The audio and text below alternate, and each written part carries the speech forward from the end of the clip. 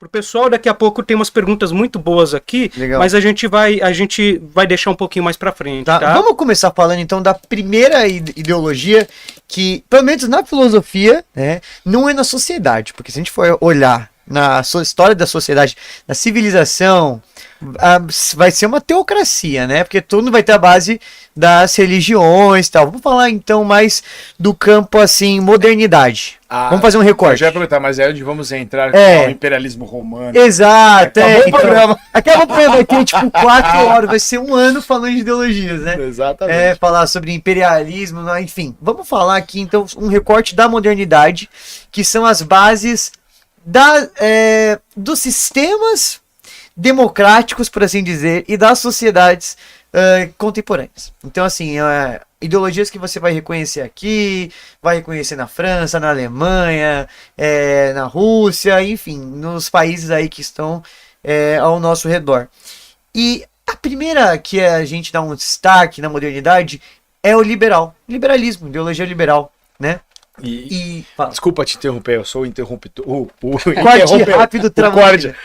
Que é fantástico você falar disso, porque, vamos lá, antes de começar aqui, o liberalismo era revolucionário. Exatamente o que eu ia falar, meu caro. Eu ia falar isso. Eu acho que do ponto de vista clássico, todo mundo é liberal, né? Depender, por exemplo, o que o liberalismo clássico defende? Vai, Tio, fala alguma coisa aí que... Liberdade, propriedade, igualdade, nossa, olha... liberdade de voto. Direito à vida, à liberdade e à propriedade. Sufrágio universal. Opa, uma coisa importante do liberalismo também, que hoje em dia, quem é liberal certamente não vai defender isso. Mas o liberalismo clássico, iluminista, lá com John Locke, Smith, Maquiavel, que é a igreja não deve interferir no Estado. Perfeito. Né? Então o liberalismo clássico é isso, né? Ou seja, isso quando surgiu foi revolucionário, né? Revolução Francesa, não à toa a gente chama de revolução, né? E você citou, tipo, talvez o iluminista não comunista mais comunista, que foi o Rousseau, né? Sim. Porque Locke achava que a política deveria ser dada à mão dos proprietários. Sim. Né? Liberdade, vida, liberdade e propriedade. Quem não é proprietário? Trabalho. Rousseau não. Rousseau, a voz do povo é a voz de Deus. Que é mais revolucionária ainda do que os outros. Ainda.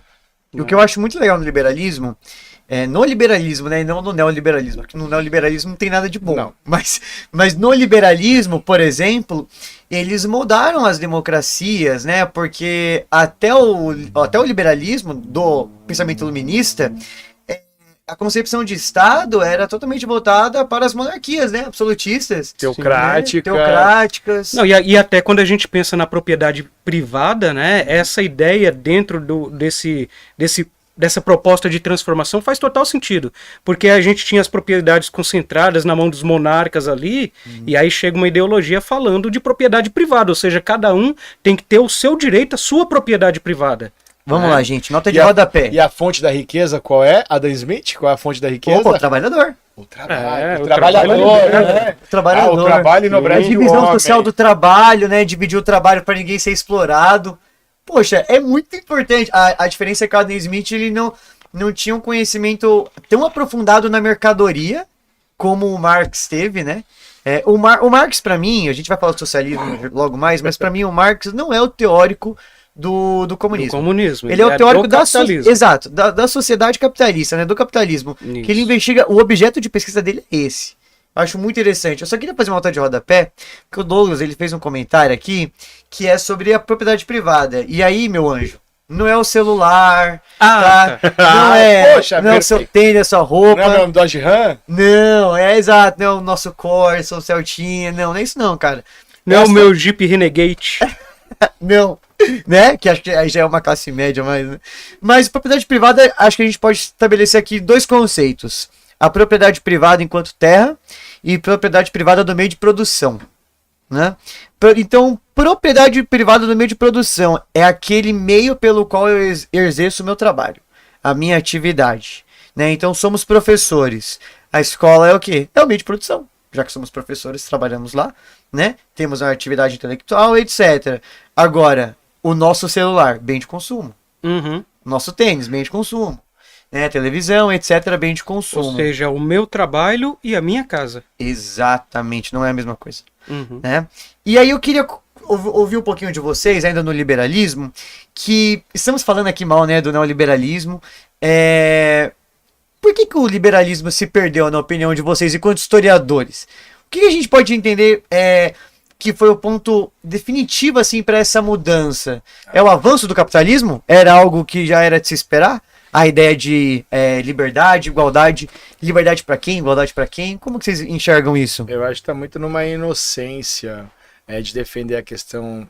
O primeiro erro é dizer que o liberalismo econômico faz parte de algo da natureza. Uma lei natural. Tentativa de naturalizar. Não né? é natural, isso é humano. É o realismo capitalista. Então, assim, não tem nada de. Na natureza não há qualquer ideia relacionada a um capitalismo, a posse de propriedade, nem nas sociedades primitivas. Então, você querer tornar orgânico e natural algo que foi pensado por teóricos é você simplesmente se apropriar do termo.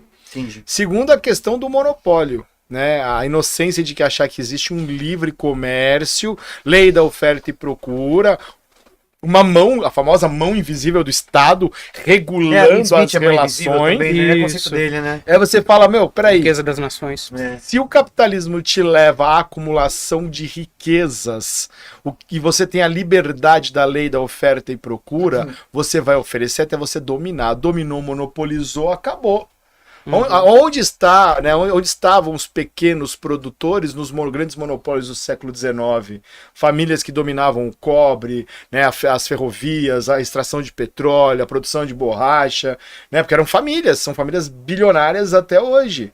A oferta e procura está onde? Se a gente olhar as grandes multinacionais, elas dominam quase que o mercado todinho, divididas em setores e marcas menores. Olha o tamanho, tem 4, 5 empresas que dominam o mercado mundial em vários assuntos.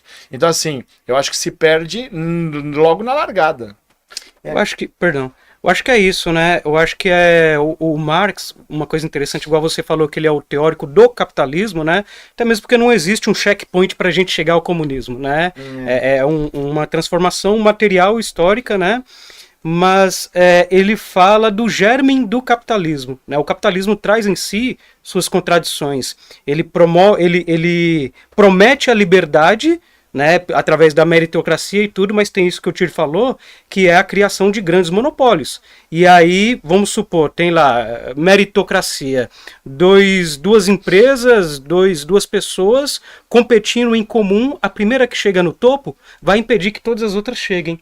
Né? Então tem essa questão da construção dos monopólios, sem falar dos ciclos sucessivos de crise do capitalismo. O capitalismo vive de crise, né? Exatamente.